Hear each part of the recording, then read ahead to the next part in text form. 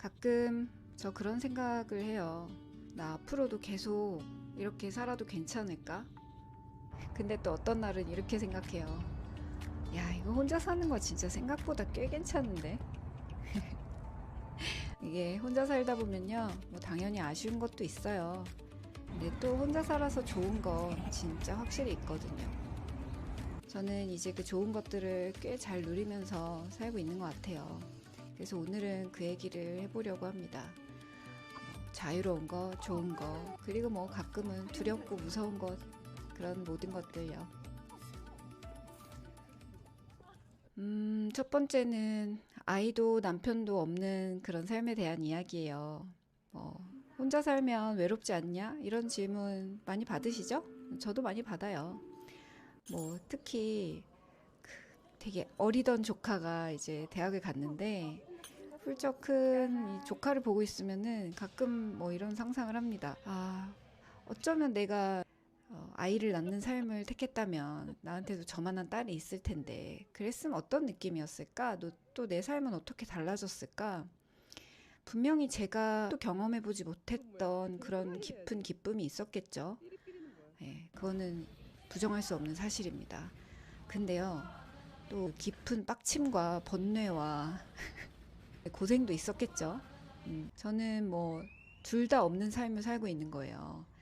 남편과 아이가 주는 어떤 깊은 기쁨 이런 것들 없지만 또 그 관계가 필연적으로 가져오는 어떤 책임과 무게 이런 것도 없는 삶이죠.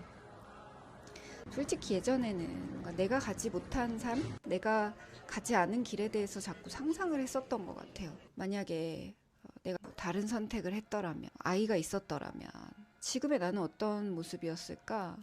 이런 생각 많이 했죠. 근데 48 정도 되니까요. 진짜 많이 달라졌어요. 모든 삶에는 얻는 것과 잃는 것이 같이 있다는 거? 그런 걸 리얼하게 알게 됐거든요. 뭐 어떤 삶은 완벽하게 행복하고 어떤 삶은 완벽하게 불행하고 이런 거 없고 그냥 종류가 다른 기쁨과 또 종류가 다른 번뇌가 있는 것 같아요. 사실 저는 그 여러분 HSP라고 아시죠? 많이 들어보셨을 거예요. 자극에 굉장히 민감한 사람들, 감각적으로 불편함을 많이 느끼는 부분들이 있어서 사실 글 쓰는 작가로서는 이런 부분들이 굉장히 도움이 된 부분이 없잖아 있는데 갓난 아이 때부터 어떤 한 존재를 계속해서 책임지고 키우고 양육한다는 것이 저라는 사람한테 그렇게 쉽지만은 않았을 거라고 생각해요. 사람은 여러 가지를 세상에 남기잖아요. 누군가는 아이를 키워서 아이를 남기고 또 누군가는 예술 작품을 만들고 또 누군가는 학생을 가르치고 또 어떤 사람은 다른 사람의 삶을 조금 낫게 만들고 가죠. 넓게 보면요. 우리는 각자의 방식으로 뭔가를 창조하면서 사는 것 같아요. 저는 지금까지 10권 정도 책을 썼고 또 학생들을 가르치고 있고 대학원에서 또 지금 제가 일한 지가 한 26년 이렇게 넘었는데 계속 책으로 기사로 또 방송으로 이런 유튜브로 제가 만들 수 있는 것들을 세상에 내놓고 있어요. 아이를 키우는 창조와 책을 쓰는 창조가 완전히 같은 건 아니죠. 다만 사람마다 자기 생을 통해서 세상에 건네는 것이 있다. 이렇게 말할 수는 있죠. 그래서 저는 저한테 없는 것을 자꾸 생각하기보다 이번 삶에서 내가 가진 걸로 무엇을 만들 수 있을까? 그런 생각을 훨씬 더 많이 해요. 이런 생각을 하게 되면요. 비교하는 습관을 내려놓게 됩니다. 남의 인생은 남의 인생이고 나는 내 손에 쥔 카드로 잘 살아보면 되는 거죠. 그쵸? 그게 좋지 않나요? 두 번째는 혼자 있는 시간에 대한 얘기예요. 저는 사실 혼자 있는 시간을 정말 좋아합니다. 물론 제가 외롭지 않다 이런 얘기는 아니에요. 외롭고 막 침울해지는 그런 날들이 꽤 있어요. 갱년기라 그런가? 근데요, 고요함과 외로움은 같은 게 아니더라고요. 혼자 있을 때만 가능한 어떤 일들이 있어요. 예를 들어, 책을 정말 깊이 읽는 거, 또 새로운 아이디어를 구상하는 거, 또 명상하는 거, 이런 거 다 혼자 있을 때만 훨씬 더 깊게 할 수 있잖아요. 그리고 제 삶을 돌아서 생각해보면 제 삶을 실제로 바꿨던 일들은 대부분 혼자 있을 때 일어났어요. 내 삶이 이대로 가면 안 되겠다라는 걸 깨달았던 그때도 혼자였고, 제가 책을 쓰는 모든 순간 혼자였고, 중요한 결정 내릴 때 혼자였고, 젊었을 때는 약속이 없이 주말이 지나가면 뭔가 이렇게 초라하게 느껴질 때도 있었거든요. 당연하고 자연스러운 겁니다. 근데 나 뭐 하냐? 나만 집에 있냐? 뭐 이런 생각도 했는데 지금은 솔직히 정반대가 됐어요. 야, 이제 오늘 내일 아무도 안 만나도 된다. 이거 진짜 너무 좋고 혼자 있는 시간이 무의미한 시간이 아니라 외로운 시간이 아니라 내 삶이 오히려 깊어지는 시간이라는 거를 이제는 압니다. 참 오래 걸렸네요. 그죠? 물론 이렇게 사람들하고 같이 있을 때 얻는 에너지도 있는데요. 혼자 있을 때만 비로소 들리는 그런 나만의 생각 이런 것들이 있거든요. 내 마음속에서 그 소리를 들을 수 있는 거예요. 그래서 저는 혼자 있는 시간을 없애려고 하지 않고 오히려 확보하려고 해요. 이제서야 깨닫는 진실, 그건 바로 고요함도 하나의 자산이라는 거, 그겁니다. 세 번째는 자유에 대한 얘기입니다. 이건 진짜 솔직히 말해야겠는데요. 혼자 사는 삶의 최대 장점은 자유입니다. 자유. 오늘 뭐 어디 갈지, 뭘 먹을지, 누굴 만날지, 언제 잘지, 심지어 어느 나라에서 내가 앞으로 몇 달을 살겠다 이런 거 제가 결정할 수 있어요. 젊을 때는 뭐 이게 당연한 줄 알았는데 40 넘고 뭐 주변에 많은 친구들이 가정을 이루고 살고 있으니까 이게 엄청난 이제 특권이더라고요. 저는 작년에 혼자 시드니랑 밴쿠버랑 거의 합쳐서 한 3달 정도 어학연수 겸 여행을 다녀왔는데 야, 뭐 그 나이에 무슨 어학연수냐, 너 뭐 어디 뭐 회사 취직할 거냐 이렇게 생각하시는 분들도 있더라고요. 아니죠. 뭔가 이렇게 목적이 없이 그냥 언어 자체를 즐기고 그런 어떤 젊은이들의 어떤 그 열정적인 어학연수의 장에 내가 그냥 잠깐 끼었다가 나오는 그런 것들이 오히려 더 재밌었고 이번 겨울에는 또 어디를 갈까 지금 고민 중인데 뭐 호주의 다른 지역을 갈지 아니면 뭐 싱가포르 같은 데 좀 가서 있을지 좀 고민이 됩니다. 방학하면서도 가려고요.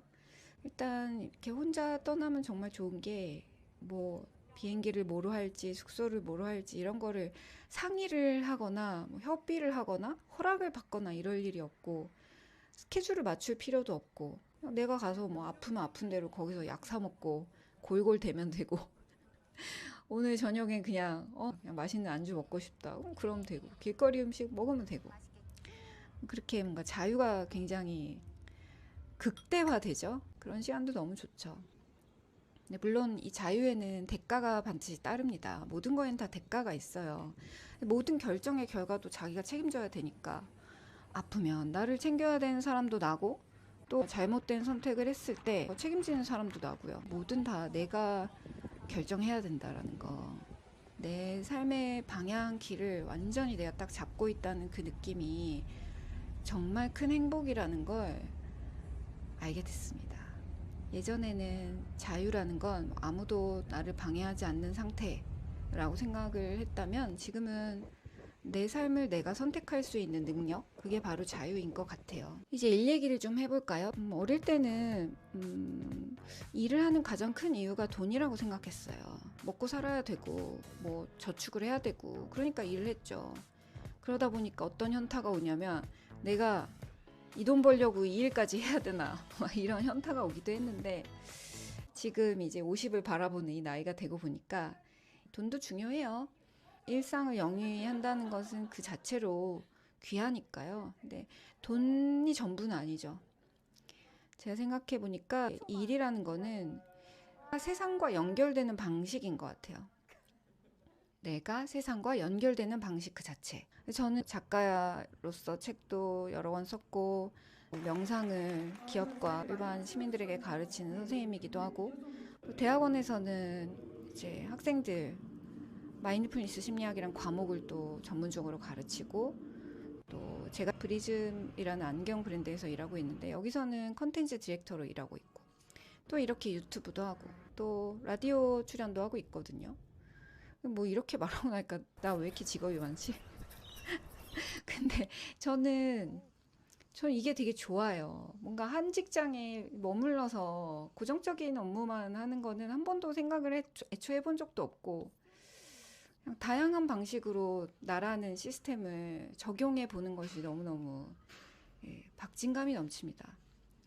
근데 요즘에 특히 제가 많이 시간을 쓰고 있는 게 브리즘의 일인데 이제 합류하게 된 이유는 아주 구체적입니다. 제 또래 여성들이 슬슬 노안을 경험하잖아요. 저는 한 45대 굉장히 심해졌는데 이 노안이 왔을 때 자꾸 이렇게 숨기는 부분들이 되게 많더라고요. 근데 이 노안이라는 건 모든 사람에게 오는 과정이기 때문에 이거를 창피하지 않고 또 안경이라는 것 자체를 좀 더 편안하고 멋지게 받아들이게 하는데 제가 조금이라도 좋은 영향을 줄 수 있다면 제가 이제 다초점 안경을 쓰는 사람으로서 이런 도움을, 이런 영향력을 발휘하고 싶다 이런 생각을 했어요.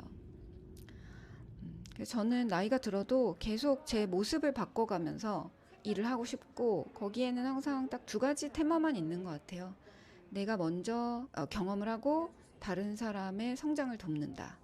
제가 뭐 다양한 일들을 하고 있지만 그 일들의 견고한 공통점은 내가 먼저 경험하고 그것을 통해 모든 사람의 성장을 돕는다. 그래서 저는 앞으로 계속 배우고 만들고 창조하고 창작하고 그거를 타인에게 건네는 그런 삶을 계속 살고 싶습니다. 이제 마지막 얘기까지 왔네요. 마지막으로 저의 그 두려움에 대해서 얘기하고 싶은데 씩씩하게 뭐 혼자 사는 게 좋아요 이런 얘기하지만 솔직히 가끔 무서워요. 이 혼자 산다는 게 언제나 근사하고 뭐 자유롭기만 한 건 절대 아니거든요.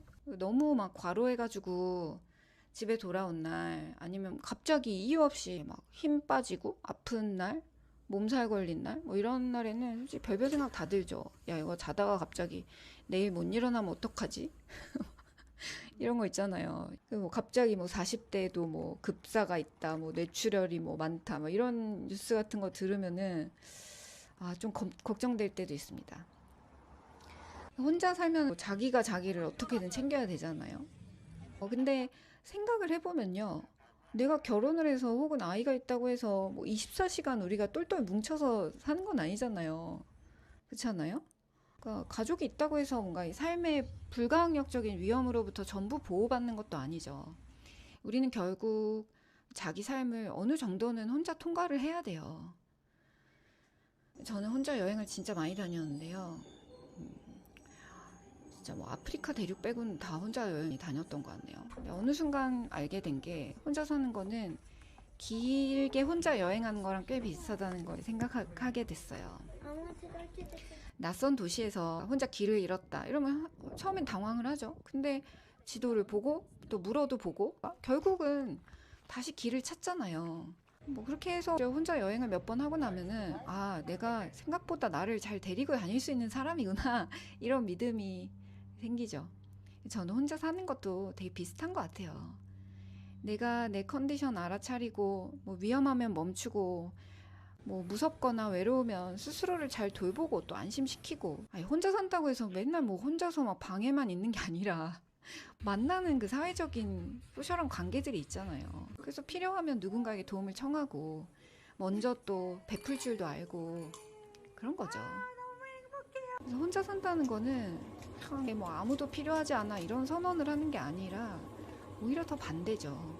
누구랑 가까이 지내야 되는지 그걸 더 잘 알아야 되는 거예요. 뭐 또 혼자 여행하다 보면은 뭐 좋은 사람 만나서 같이 밥 먹고 웃다가 뭐 결국은 또 각자 길로 가잖아요. 사는 것도 똑같아요. 저는 혼자 살지만 혼자만의 세계에 살고 있진 않아요. 사랑하는 사람도 있고 잘 아껴주는 사람도 있고 또 가끔 봐서 반가운 사람도 있고 또 그냥 시시한 농담하는 친구들도 있고 그런 거죠. 결국 혼자 산다는 건요.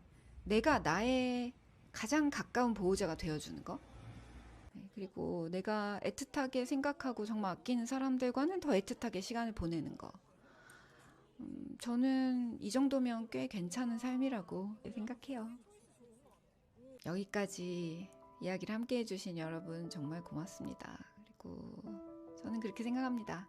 인생에는 정답이 있는 게 아니고 내가 선택한 이 삶을 얼마나 깊게 잘 살아내느냐 그게 중요한 게 아닐까.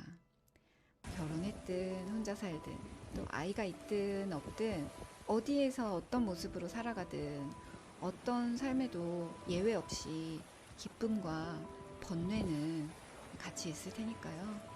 저는 제가 선택한 이 삶을 계속 잘 돌보면서 잘 살아보고 싶어요. 혼자 있을 때는 고요하게, 또 사람들과 있을 때는 애틋하게. 제가 할 수 있는 일들, 작업물들은 계속 세상에 내놓으면서요. 자, 여러분께도 하나 묻고 싶습니다. 여러분은 내가 선택하지 못했었던 삶을 부러워하면서 살고 있나요? 아니면 내가 선택한 삶을 잘 만끽하고 사랑하면서 살아가고 계신가요? 저는 다음 영상으로 또 돌아오겠습니다. 여러분 안녕.